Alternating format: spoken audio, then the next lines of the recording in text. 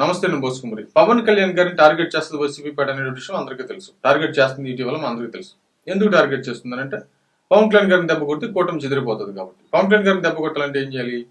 నేను చెప్పా, ఇంతకు ముందు చాలాసార్లు వీడియోలు చేశా. తక్కువ వ్యూస్ వచ్చినాయి కానీ మ్యాటర్ బాగుందని చెప్పి చాలా మంది నన్ను మెచ్చుకున్నారు కూడా. అదేంటంటే రాబోయేటువంటి రోజుల్లో కాపు సామాజిక సంబంధించినటువంటి యువతని అవమానిస్తారు అనేటువంటి విధంగా ఇప్పుడు అదే జరుగుతుంది కూడా. అదేంటంటే వాళ్ళని జెండా కూలీలని అదని ఇదని. మామూలుగా అయితే జెండా కూలీలు ఎవరు? వైసీపీ పడిన సొంత సామాజిక వర్గాన్ని అంటే రాజ్యాధికారం దిశగా అంటే సీఎం దిశగా ముందుకు తీసుకెళ్లేటువంటి వ్యక్తులేమో జెండా కూలీలు ఎట్టవుతారు?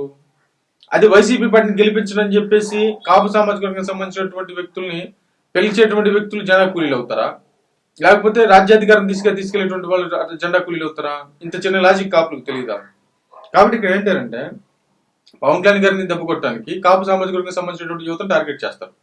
పవన్ కళ్యాణ్ గారి జోలికి ఎందుకు వెళ్ళట్లేదు? ఓన్లీ ఆయన జోలికి ఎందుకు వెళ్ళట్లేదు అంటే పవన్ కళ్యాణ్ గారిని టార్గెట్ చేశారు. ఆయన వ్యక్తిగత జీవితాన్ని టార్గెట్ చేశారు. అంటే ఆయన కుటుంబీకుల్ని విపరీతంగా అవమానించారు, రకరకాలుగా చేశారు. ఆయన 10 సంవత్సరాల పాటు ఏమైనా ఒరిగిందా? ఆయన లేదు, స్ట్రాంగ్ గా నిలబడ్డాడు.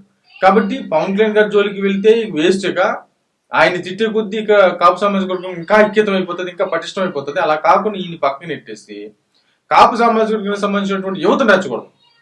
అంటే మీరు జెండా కూలీలు, మీకు పవన్ కళ్యాణ్ మోసం చేసేస్తున్నాడు, మిమ్మల్ని పవన్ కళ్యాణ్ మిమ్మల్ని అమ్మేస్తున్నాడు, ఈ రకంగా మాట్లాడితే వాళ్ళలో కొంత కసి వస్తుంది.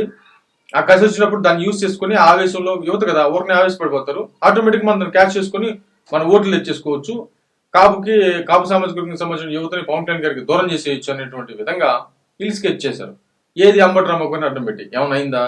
ఏమవలేదు. వీళ్ళు తిప్పి కొట్టారు. అంటే ఇప్పుడు సోషల్ మీడియా కానీ మేధావులు కానీ మిగతా కాపు సామాజిక వర్గానికి సంబంధించిన నాయకులు కానీ మాట్లాడేదాన్ని బట్టి చూస్తే అర్థమవుతుంది ఏంటంటే, అయ్యా మా నాయకుడు పవన్ కళ్యాణ్ గారే, ఇది మార్చేది ఏం లేదు. మీరు ఎన్ని కుయుక్తులు పడినా, ఎంత అవమానకరంగా మాట్లాడినా, పవన్ కళ్యాణ్ గారు దశాబ్దం పాటు ఏ విధంగా అయితే నిలబడ్డాడో ఆయనతో పాటు మేము ఏ విధంగా అయితే నిలబడ్డాము, అలాగే ఇక మీదట పవన్ కళ్యాణ్ గారి లాగా మేము కూడా స్ట్రాంగ్ గా నిలబడి రాజ్యాధికారం తెచ్చుకుంటాం బాబు అని చెప్పేసి తేల్చి చెప్పేశారు. అంటే వ్యతిరేకత పెరుగుతుంది. పవన్ కళ్యాణ్ గారు మేము 10 సంవత్సరాలని దూషించి తిట్టిస్తేనే ఇంత వ్యతిరేకత వస్తే, మరి కాపు సామాజిక వర్గానికి సంబంధించినటువంటి వ్యక్తులను టార్గెట్ చేస్తే ఇంకెంత వ్యతిరేకత రావాలా?